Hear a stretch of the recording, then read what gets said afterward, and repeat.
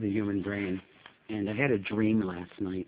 And in the dream, crack cocaine was explained to me using the human brain.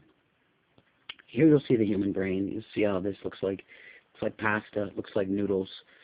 And you take flour and you take baking soda and water to make noodles.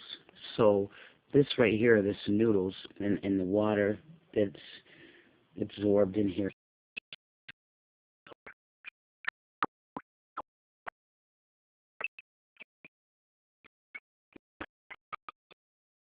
mixed with the baking soda, mixed with the water, and you have cooked yourself crack.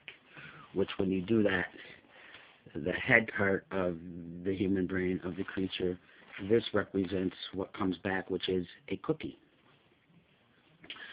Now, the brainstem represents what a crackhead smokes, a person who smokes crack smokes out of, which is a stem. So here's the stem that they put in their mouth. There is the big piece of crack that has been cooked up. And here is the cookie that comes back after you cook the crack. So if you look at the picture of the human brain, I mean, you have a big piece of crack attached to your stem there. And it's hard to believe that the whole concept of that comes from the human brain. So you have the stem.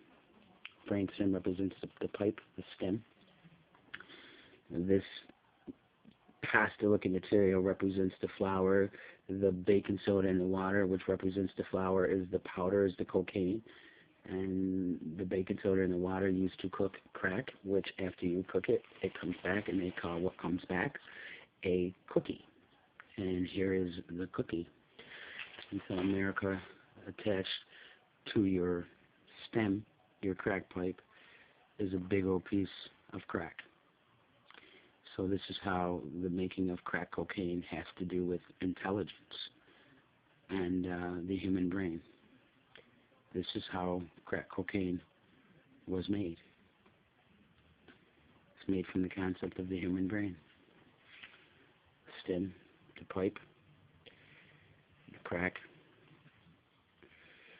and afterwards cook the cookie. And that's a big old piece of crack attached to that stem. Can you imagine putting it in your mouth right here and just...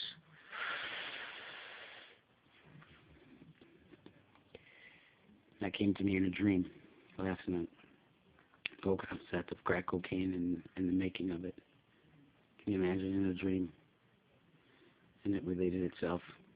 It related it to the human brain. And there you have the making, the cooking, and the necessary tool to smoke crack cocaine.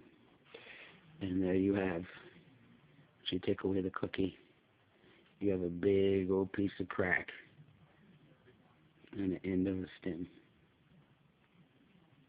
That is sad. That is very, very sad. I hope whatever scientist or whomever came up with the concept of cooking cocaine and turning it into crack and feeding it to people, I hope they're happy.